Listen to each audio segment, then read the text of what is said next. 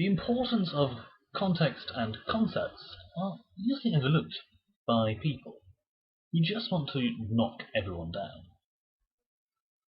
They may say that context doesn't matter, but it can, and it's the difference between being hailed as a genius, marked as a leader of men, or a master of words, and being drawn, quartered, hung, shot, or, in more modern terms, besmirched across social media, a punishment that has yet been made illegal in schools, to my knowledge.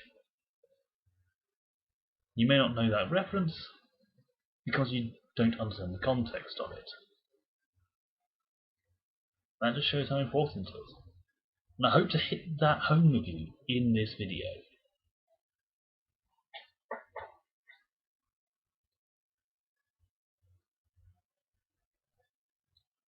Context is described as the circumstances that form the setting for an event, statement, or idea, and in terms of which it can be fully understood.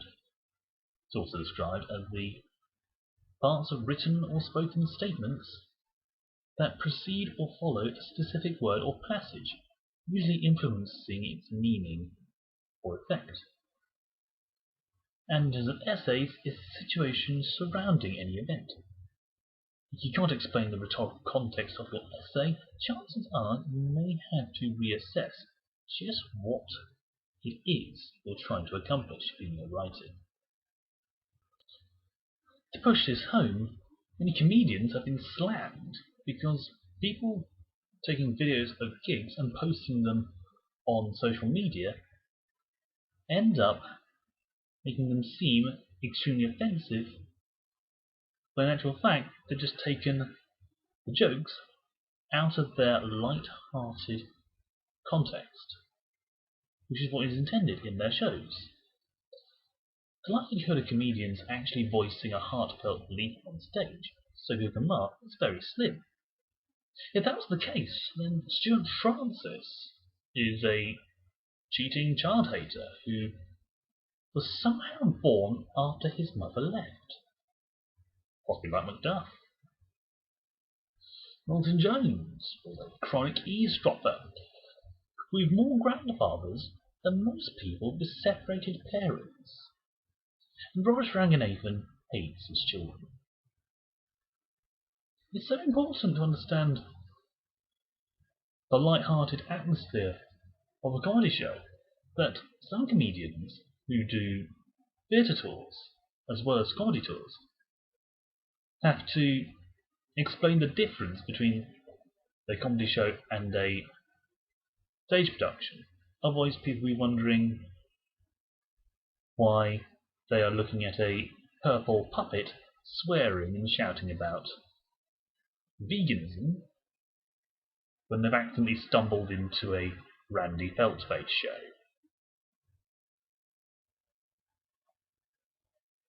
A concept is just as important to understand, because that can set up a person's mindset for how things go.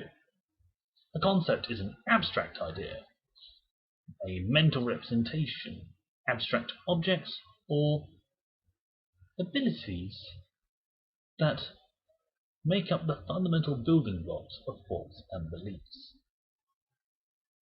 They play an important role in all aspects of cognition.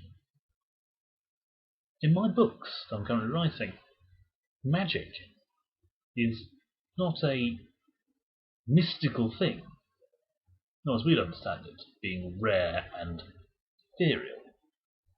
It's as commonplace as being able to light a fire, drill a hole, or anything else. It's practically mundane.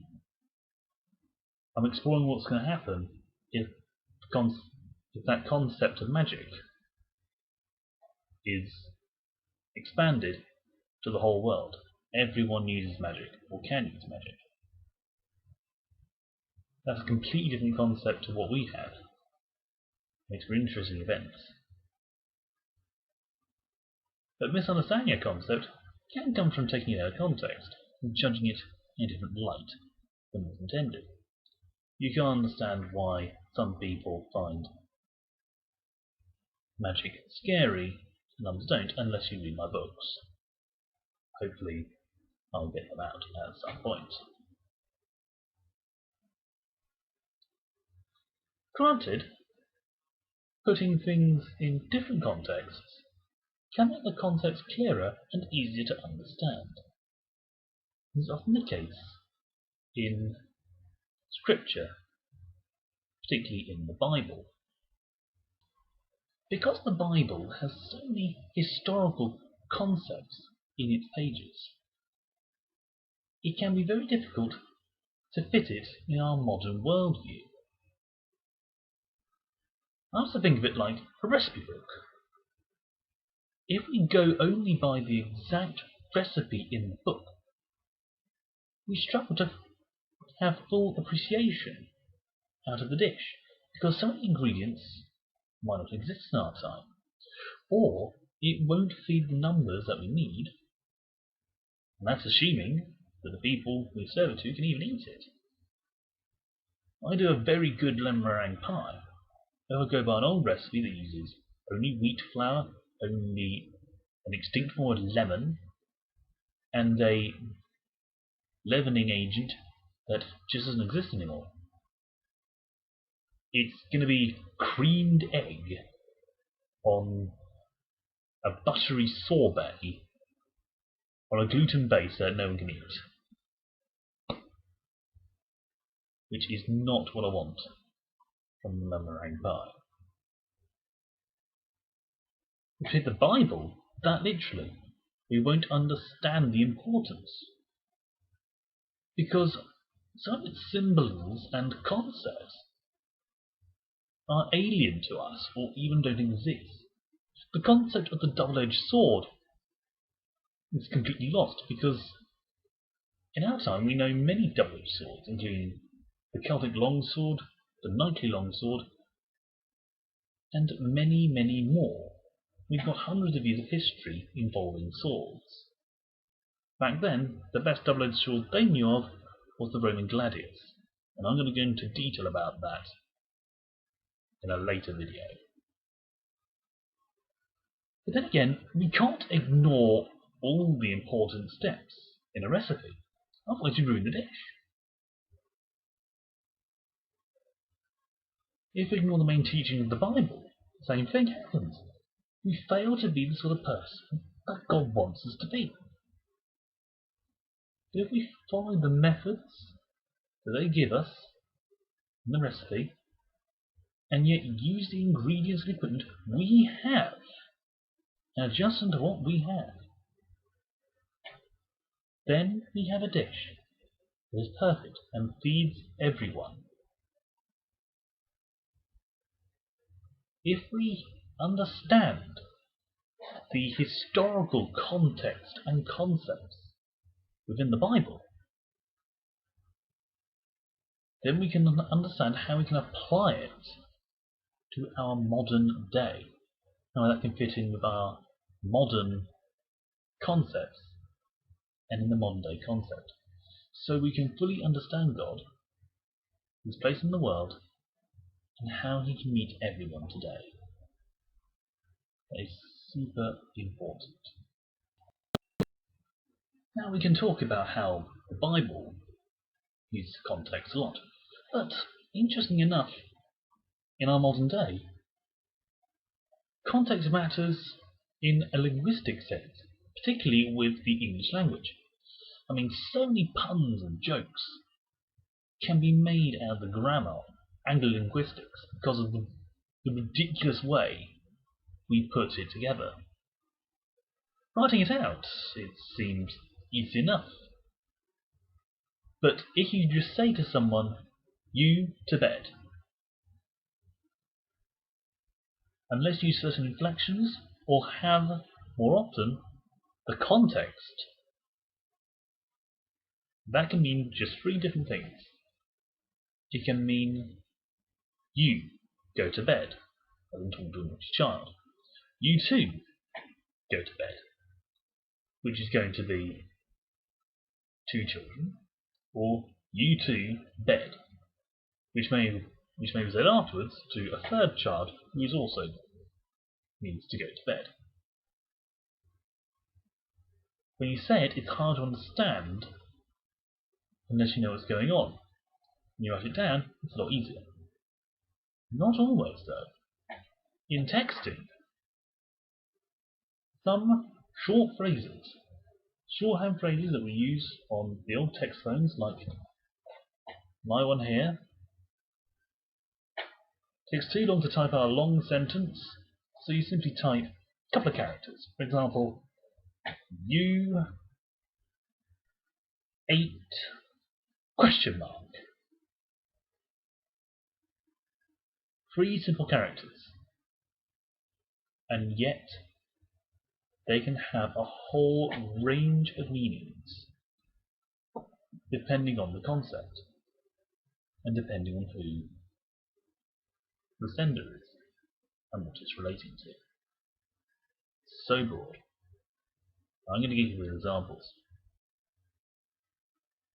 It could mean 8 of you, which could naturally mean how many of you are welcome to a party, including yourself. How many are we expecting? Or how many of us have you found? And that could be from a spouse, friend, or a search and rescue team. You ate could also mean have you eaten, and could be from a partner looking for advice over dinner. Could be a spouse asking if they're hungry after work, or a mother to see how drunk their son is when they're going to get in.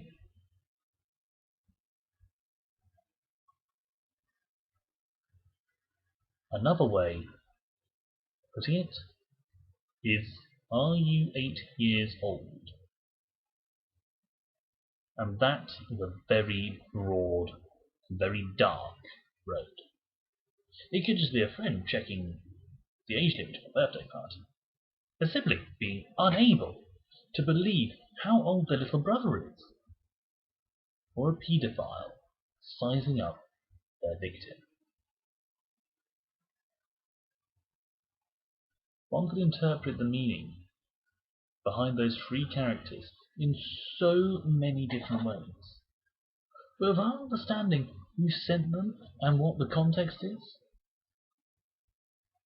it's impossible to know whether someone is going to buy some more beers, order a large pizza, or call child protection services. That's a whopping big range of possibilities. Colloquialisms and technical terms are just as hard to get a head around, especially if you don't know the concept, or even the context behind it. Say, for example, my girlfriend was suspicious of what I was doing at the weekend with my mates, and decided to put her baby brother's medium-range transmitter bug device in the pocket of my overcoat, knowing it's going to be a pretty cold day and I'll wear it. When I'm out that weekend, she may well hear a few odd phrases that she will most certainly not understand. And if she types into Google, she will get a completely different answer to what she expects. She could definitely hear things like, say, 1/4-inch piles, twisted limbs, poor spine, bent shaft, and less than 45 pounds. If some of those terms are typed into Google, you may assume that me and my friend group include individuals that are drastically underweight, have severe hemorrhoids, rickets, chronic back issues, or a broken penis. The latter could imply all manner of things. It's only when I get back and she confronts me about it that I tell her that I was down the archery range and was talking about my poor equipment and how I need to get it fixed, even showing her my bow and arrows.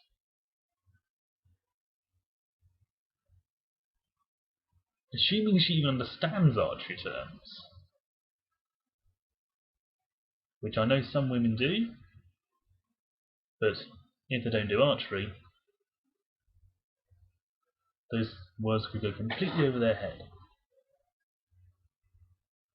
As a result, they just don't understand the concept. Me saying women don't understand archery certainly sounds misogynistic, and I don't blame you. But now just a simple example.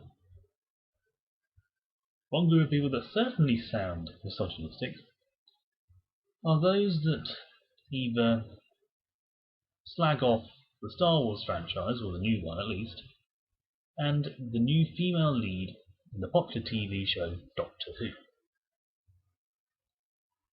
They can be labelled as those who hate strong female characters. For the Star Wars movies,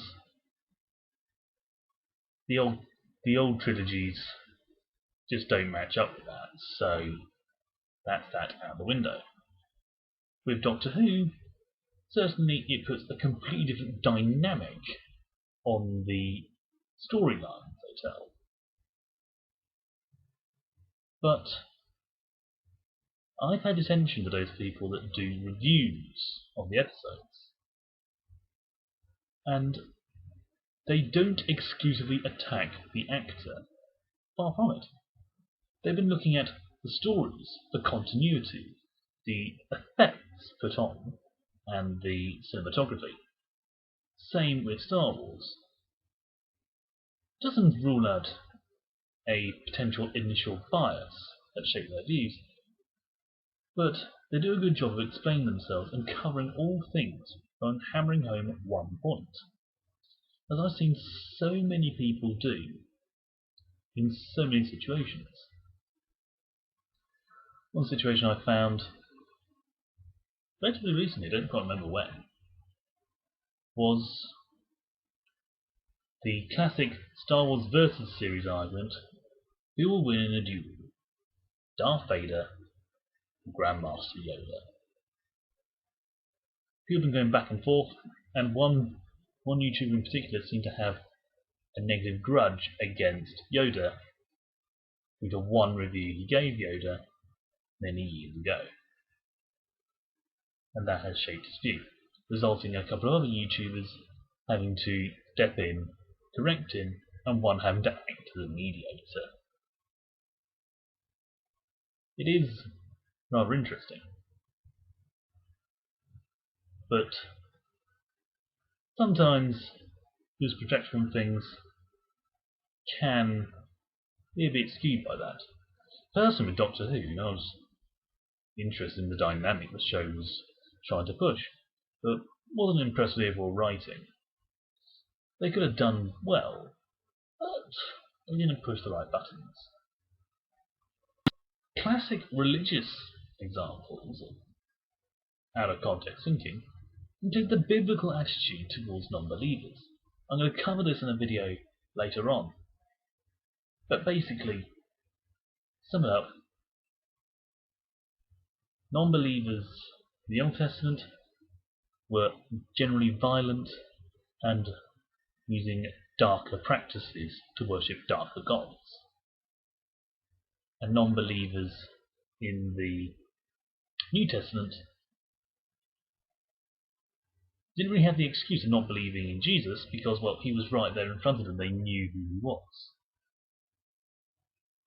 It was not believing what he said, believing his message of peace, love, and goodwill for all. Another argument, taken out of religious context, is the child bride of the Prophet Muhammad. Many people refuse to see the context in this passage of the Quran, but it seriously matters in this case. Some people, even claiming to know demographics of populations in London and Britain, just refuse to accept this argument at all. Anyone that studies geography will know that back in the time of Muhammad, which was around the late Bronze Age, early Iron Age, the birth rate was high because the death rate was high.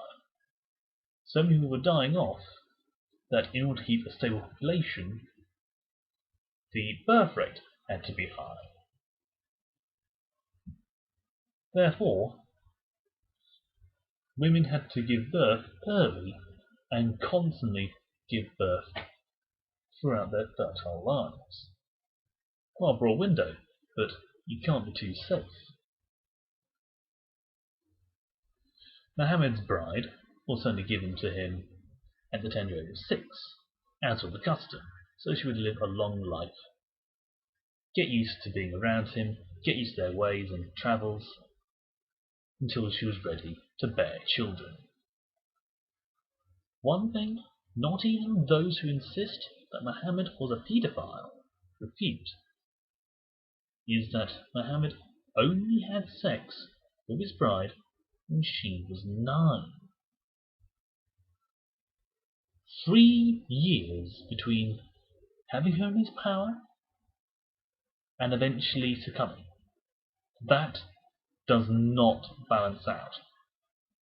It's understood by psychiatrists that most paedophiles, when they have victims in their power, they don't wait. They just get on with it. Anyone who is sexually attracted to someone and has not only the power, but also the right by local laws to have them, will have their way with them at the first opportunity. And since the local laws permitted child brides, waiting that long makes no sense whatsoever and rules out the possibility of Muhammad being a paedophile.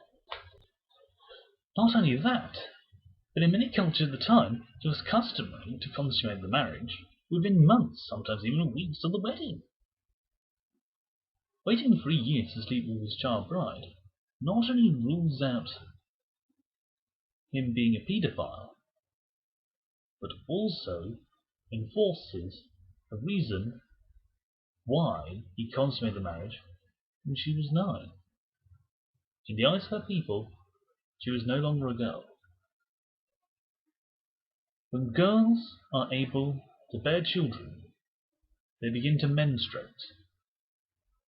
That has been known to start at age 9. To keep the birth rate up, women are encouraged to start having children as soon as possible. The moment they show menstruation, that means they are capable of bearing children, hence making them women in the eyes of their people. It's still an important step for some women today. Anyone that's watched Game of Thrones knows how shocked Sansa was when she was menstruating, because it meant that Joffrey could bed her and give her children, resulting in her being trapped in King's Landing. If you didn't understand that, you don't understand the context I'm talking about. Hence, it's time for you to watch Game of Thrones. Context is of utmost importance. If you don't understand the context, or refuse to keep it in context, then, quite frankly, your arguments mean absolutely nothing. I don't either, however. My reasoning behind some of my videos can only be understood if others that I've made are looked at in full, and not just glanced over or ignored completely. I'm going to put these into a playlist for too long. to explain where I'm coming from when it comes to more controversial topics later on. I'll try linking that playlist as much as possible so you start to understand. In fact, next week I'm going to be covering a very controversial topic involving those I argue with most often. Stay tuned for that video if you want to see how that goes down. In the meantime, if you have any suggestions for topics to cover or scriptures to examine, please let me know in the comments. As always, like, share, and subscribe to stay up to date with my content, and don't forget to click the notification bell. Until next time, stay safe, God bless, and may the 4th be with you.